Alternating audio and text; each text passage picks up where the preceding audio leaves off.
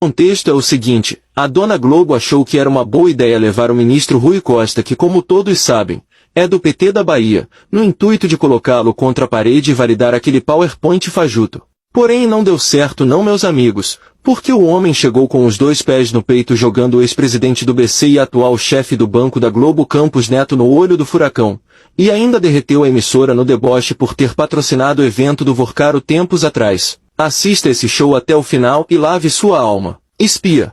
Ministro, outro tema que será debatido na eleição é Banco Master. As conexões do Daniel Vorcaro são enormes, principalmente com partidos do Centrão, presidentes de partidos já estão sendo investigados. Tem conexões com os estados, com governadores, como no caso do Rio de Janeiro, via os fundos de previdência. Houve doações eleitorais também para candidatos próprio Bolsonaro, para o governador de São Paulo, Tarcísio de Freitas. E no que diz respeito ao PT, conexões com o PT da Bahia. Se fala do Cred Sexta, que foi o programa de consignado que surge no governo da Bahia. Tinha um empresário que tocou isso, que é o Augusto Lima, que foi sócio do Vorcaro e que o senhor provavelmente conhece, o senhor foi governador nessa época. O que o senhor pode nos dizer a respeito dessas conexões do Banco Master com o PT baiano? Júlia, eu acho que essa pergunta é muito oportuna, porque eu acho que a figura central, o maior responsável por um dos maiores escândalos financeiros da nossa época, está passando ao largo do noticiário da imprensa, que é o ex-presidente do Banco Central, Campos Neto. Porque ele, na minha opinião, é a figura central.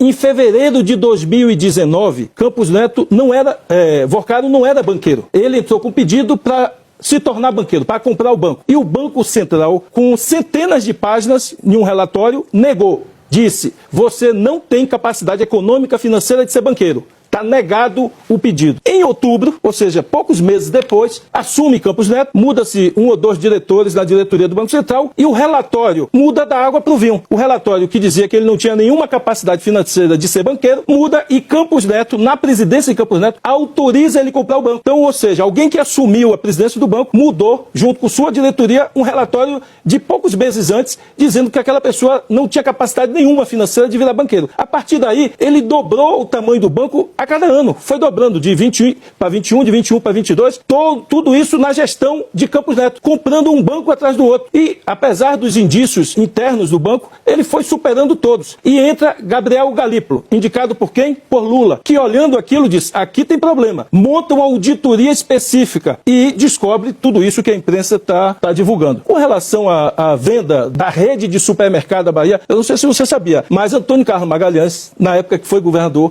brigou com o dono da maior rede de supermercado da Bahia, que chamava Paz Mendonça. E nessa briga, ele resolveu tentar quebrar o Paz Mendonça e criou um supermercado estatal, chamado Cesta do Povo. E junto com esse supermercado, criou um cartão para que os servidores públicos pudessem comprar nas lojas com esse cartão e descontava na folha de pagamento. Então, quem criou o supermercado e quem criou o cartão foi Antônio Carlos Magalhães, lá atrás, quando ele era governador da Bahia. O supermercado, obviamente, supermercado público concorrendo com o supermercado privado, só podia dar em prejuízo. Anos após anos dando prejuízo. Wagner tentou, trocou diretoria, botou diretoria profissional, continuou dando prejuízo. Quando eu entrei, eu disse, isso aqui não vai para lugar nenhum, precisa vender. Dava mais de 100 milhões, Wagner já tinha fechado centenas de lojas e continuava dando prejuízo. Quando eu entrei, eu disse, tem que vender isso aqui, porque o povo da Bahia, na sua maioria, é um povo de baixa renda, pobre, e os pobres não podem pagar mais de 100 milhões todo ano de prejuízo por um supermercado falido. E nós fizemos um primeiro leilão, não conseguimos vender. Fizemos o segundo leilão, não conseguimos vender. O terceiro leilão, um fundo de investimento espanhol,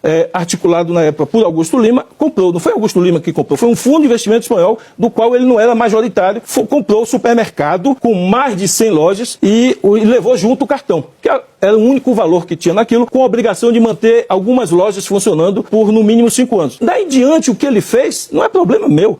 Eu não sou fiscal do Banco Central. É a mesma coisa, eu tenho um carro velho que vive quebrando todo dia e me dando prejuízo. Eu vendo o carro. 8 anos depois, alguém bêbado, sem carteira de motorista, vai atropelar a pessoa na rua. Aí vem um jornalista me perguntar, por que você vendeu o carro? Ô, cara pálida, eu sou fiscal de trânsito, sou eu que tenho que fazer blitz para ver se alguém tem carteira, se não tem carteira. A responsabilidade de fiscalizar o sistema financeiro cabe exclusivamente ao Banco Central. E governo do Estado, nenhum governo do Estado fiscaliza o funcionamento de agentes financeiros. O que nós vendemos foi um supermercado que tinha um cartão de compras, não era cartão de crédito da época, e o Banco Master nem existia, e nem existia o banco comprando aquele cartão. Ministro, o senhor defendeu aí claramente que se investigue a gestão do Campos Neto aí no caso do Master, né? Mas existem outras conexões também, uma delas, que tem aparecido muito na mídia, diz respeito ao Supremo Tribunal Federal. E eu queria saber qual é a posição do governo Lula em relação a isso, se vocês têm discutido essa questão, até onde o governo acha que as investigações devem ir, se elas deveriam, se a Polícia Federal e a Procuradoria-Geral da República deveriam investigar ministros do Supremo. Olha, eu acho que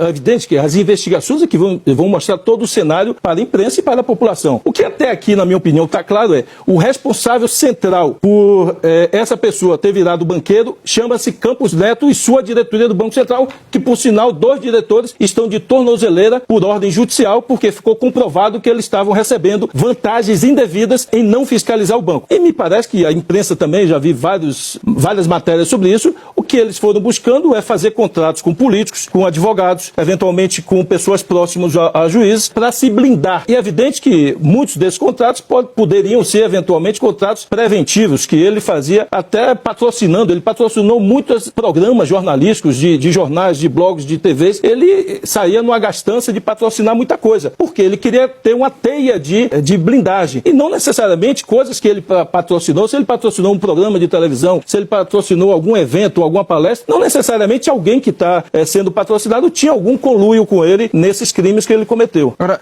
nessa questão de blindagem, ele chegou ao Palácio do Planalto, chegou a falar com o presidente Lula, foi levado pelo ministro Guido Mantega. O senhor participou dessa conversa, do Vorcaro, estou falando do Daniel Vorcaro. Eu queria saber do senhor o seguinte: o presidente Lula depois ficou muito contrariado com toda a situação, com a situação do Vorcaro, começou a verbalizar, inclusive, em discursos, uma posição muito contrária ao Vorcaro. Eu queria saber o que é que ele falou com o senhor em relação ao Daniel Vorcaro. É natural que o presidente da República receba, e já recebeu praticamente todos os presidentes dos grandes bancos, diretores dos grandes bancos do Brasil, de indústrias do agronegócio, e é evidente que o presidente, ao atender, vai ouvir o que as pessoas têm a dizer. Ele foi lá no momento que o Banco Central estava começando a apertar, e ele se dizia perseguido. E o presidente Lula reafirmou o óbvio: no meu governo, ninguém será perseguido, mas também ninguém será protegido. Se você tem seus documentos, seus pareceres técnicos, apresente ao ente responsável, que é o Banco Central. Se você tem problemas, procure seus advogados. Então, essa é a palavra do presidente, no momento que ele procurou, eventualmente, para mostrar, querer dizer que estava sendo perseguido. O fato é que, no governo de Bolsonaro,